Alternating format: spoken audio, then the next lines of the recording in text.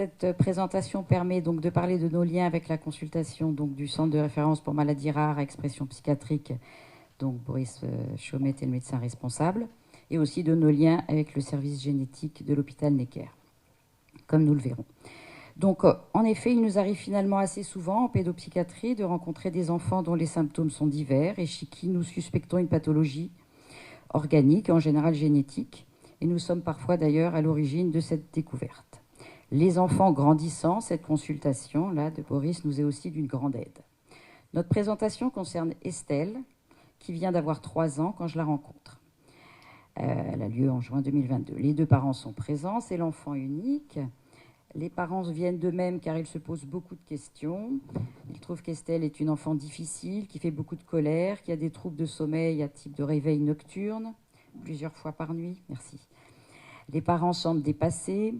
Il y a eu beaucoup de changements de pédiatre et elle a commencé une psychomotricité en libéral pour ses colères et ses conduites d'opposition. Grossesse désirée, accouchement normal, allaitement jusqu'à ses 5 mois. Rien n'est à noter de particulier dans les premiers mois de développement. Au niveau moteur, il y a la marche à 4 pattes à 8 mois, tenue assise un peu retardée à 10 mois, acquisition de la marche à 17 mois. La mère rapporte donc beaucoup de cris de colère dès ses 17 mois, enfin la mère et le père, les 2 parents. Elle est souvent opposante, souvent en désaccord avec nous. Les premiers mots, me disent les parents, les premiers mots sont apparus tardivement. Donc à la première consultation, je note donc un retard de parole et de langage. Elle dit des mots simples, quelques mots-phrases, peu d'attention conjointe, peut-être en relation mais passe vite à autre chose, passe d'un jeu à l'autre. Elle a du mal à se concentrer sur une histoire, même courte. Je note donc surtout son agitation et ses conduites d'opposition. J'écoute des parents très fatigués, très culpabilisés. Elle dort bien chez ses grands-parents, elle ne dort pas chez nous, etc. Beaucoup de choses qui ont l'air de mettre quelque chose de psychogène, comme ça, qui a été mis sous ce mode-là pour les différents soignants rencontrés. Bon, je prescris d'ailleurs de la mélatonine qui marche assez bien sur le réveil nocturne, mais les colères persistent. Donc quand je la revois, il n'y a pas beaucoup de changements concernant les symptômes, bon, à part le sommeil, et je suis plus vigilante au fait qu'Estelle présente une certaine dyspraxie, qu'elle ressemble à sa mère par la couleur des yeux, des cheveux, mais elle est très moins fin. Petite dysmorphie, donc, des mains un peu courtes et trapues. Je trouve son comportement un peu adhésif et peu différencié envers les adultes. Je m'interroge sur un retard cognitif léger à éliminer. Et je parle donc pour la première fois aux parents d'un test génétique. Je décide de l'adresser au docteur Rio, après accord de son pédiatre évidemment. Docteur Rio est généticienne à Necker, j'ai la chance de la connaître depuis longtemps et je peux lui adresser mes petits patients TND. Donc elle propose de la recevoir, mais bon, 6 mois après, hein, c'est les délais normaux. Le bilan ORL avait été normal, j'ai oublié de le dire évidemment. Et les parents m'apprennent d'ailleurs une nouvelle grossesse lors de cette 2e consultation. Donc depuis que j'ai parlé de génétique, ils sont évidemment très inquiets. Ils ont fait un premier karyotype dans le privé, mais c'est un karyotype simple, sans séquençage du génome, donc aucune anomalie n'est retrouvée. En décembre, je croise Boris lors de notre journée TSA, je lui parle de cette situation. Il me dit que si la mère est enceinte, c'est une priorité. Donc voilà, tout s'accélère, hein, grâce à lui aussi. Et le rendez-vous avec Merlène Rio est avancé. Elle trouve quelques particularités morphologiques en plus, bon, dont on pourra parler si vous voulez. Et donc, contrairement donc, aux résultats donnés dans le privé, une anomalie génétique est retrouvée. Le diagnostic de syndrome de White-Sutton est donc donné aux parents. C'est une pathologie de description récente, faite par les docteurs White et Sutton, donc rare, hein, il n'y a qu'une centaine de patients, enfants et adultes décrits dans la littérature internationale. Et Estelle est du coup une des plus jeunes patientes décrites. Voilà, donc juste pour vous dire qu'on va faire quand même passation de quelques tests, pour vous montrer aussi un peu comment on travaille. Donc PEP et ADOS, je vais laisser la parole à Anne-Valentine Fréminet, puisque donc les chercheurs ont observé que les individus atteints présentaient souvent des profils de TSA, des difficultés de communication et un large éventail de profils cognitifs.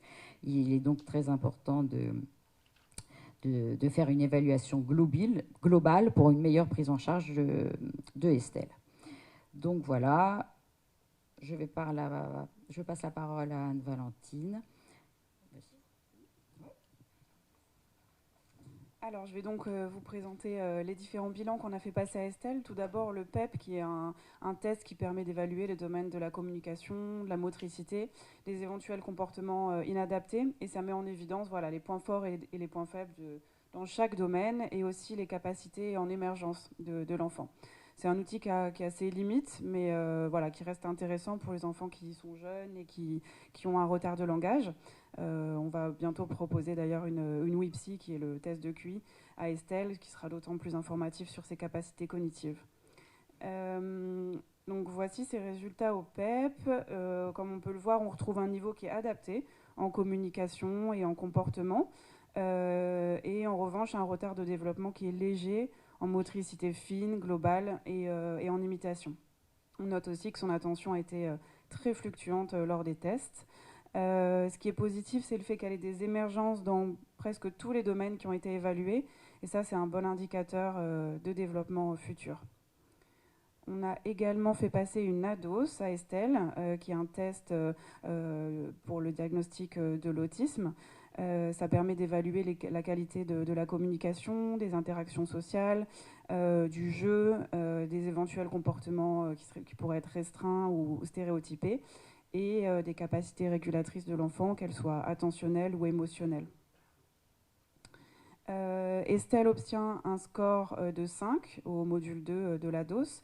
C'est donc inférieur au cut-off de 7 pour les enfants TSA, et ces résultats sont donc non significatifs d'un trouble autistique. Donc elle ne présente pas de trouble autistique. Dans son fonctionnement, au niveau de ses forces, on retrouve un contact visuel qui est plutôt adapté. Elle utilise le pointage, elle peut partager du plaisir dans l'interaction, et elle a des capacités d'imitation. Et au niveau des faiblesses, on retrouve un jeu symbolique qui est assez pauvre, certaines rigidités comportementales, des capacités langagières qui sont encore fragiles.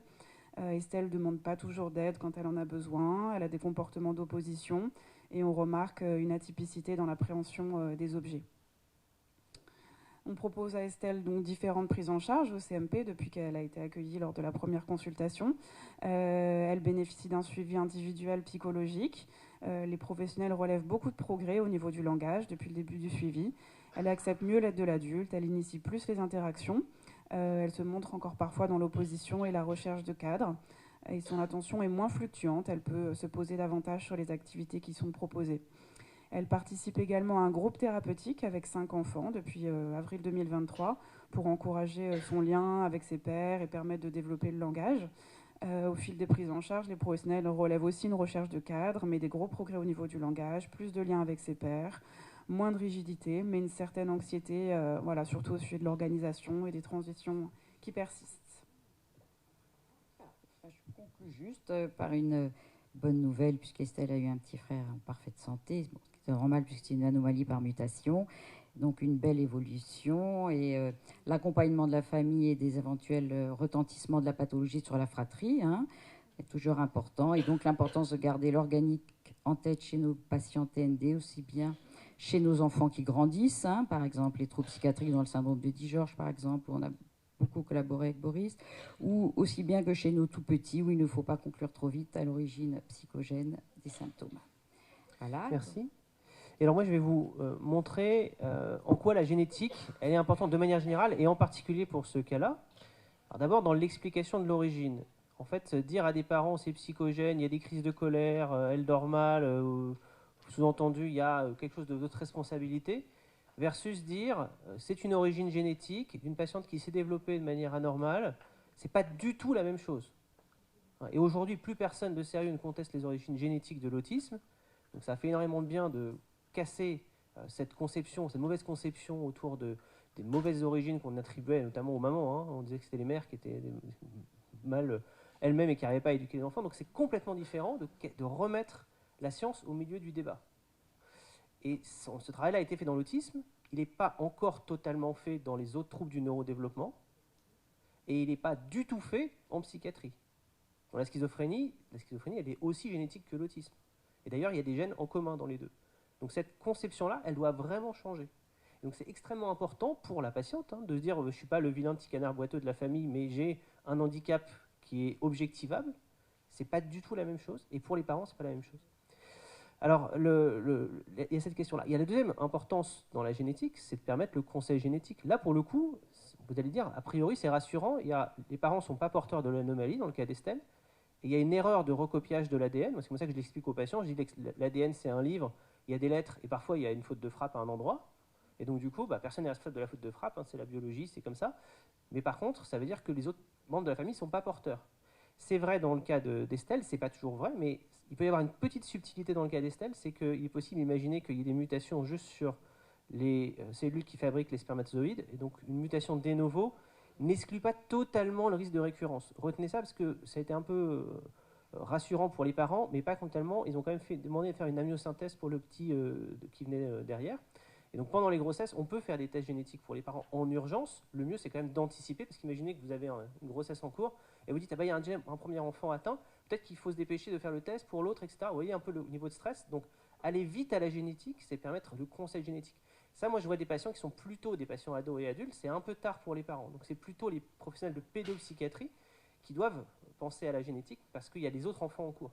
Tout à l'heure, vous posiez une question, madame, sur le fait que ça se multiplie dans les fratries. Bah oui, parce qu'en fait, il y a des facteurs qui sont hérités dans l'autisme. Donc il faut faire les tests vite.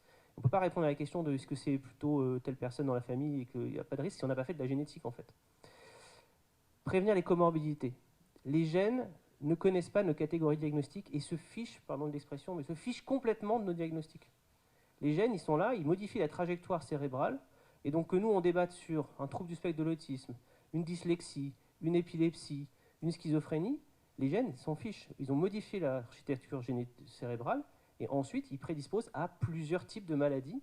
Et donc on peut essayer de faire les meilleures catégories. On ne trouvera pas de lien fin entre le gène concerné et la maladie psychiatrique qu'on a définie nous avec nos critères d'humains. Et donc il y a un continuum dans ces pathologies-là. Et il y a un continuum aussi au niveau organique.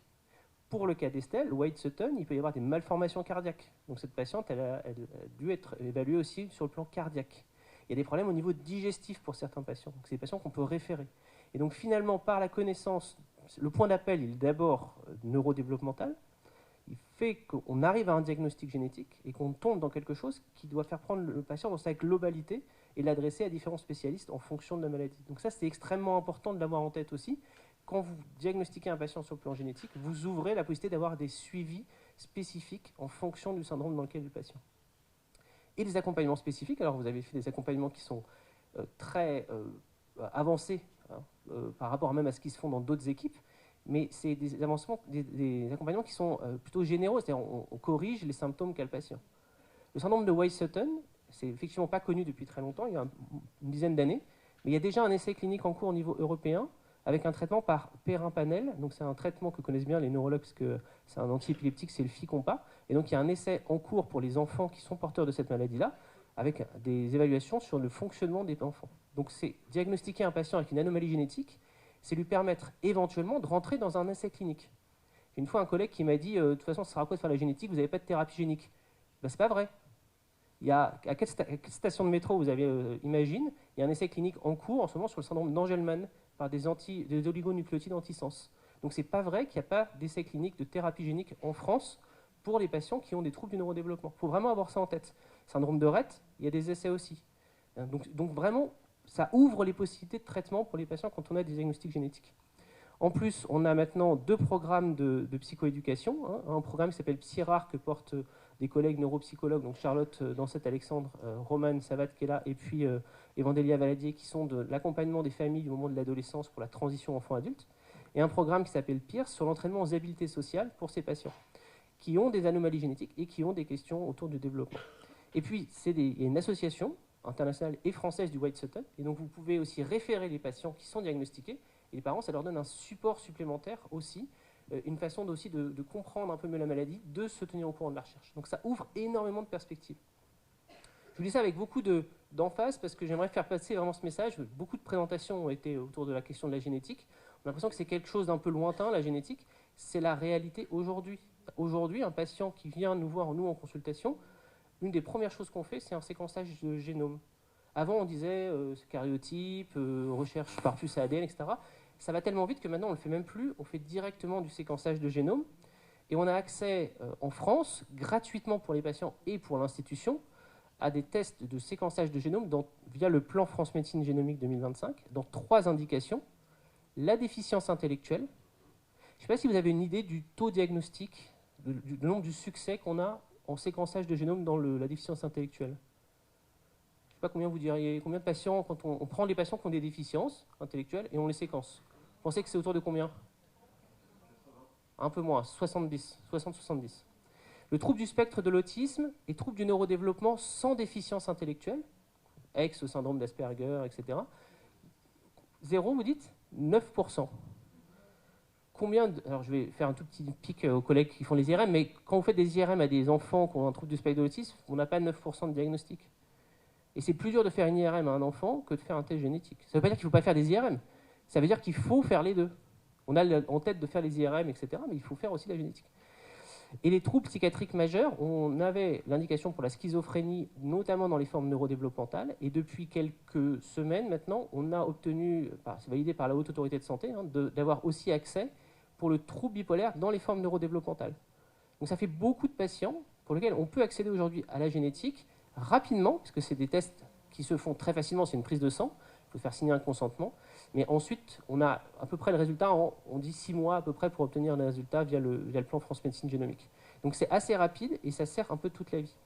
Donc vraiment, ce message-là que je voudrais vous faire passer, c'est pas du futur, la génétique, c'est maintenant. Et il y a déjà des choses qui sont possibles pour les patients.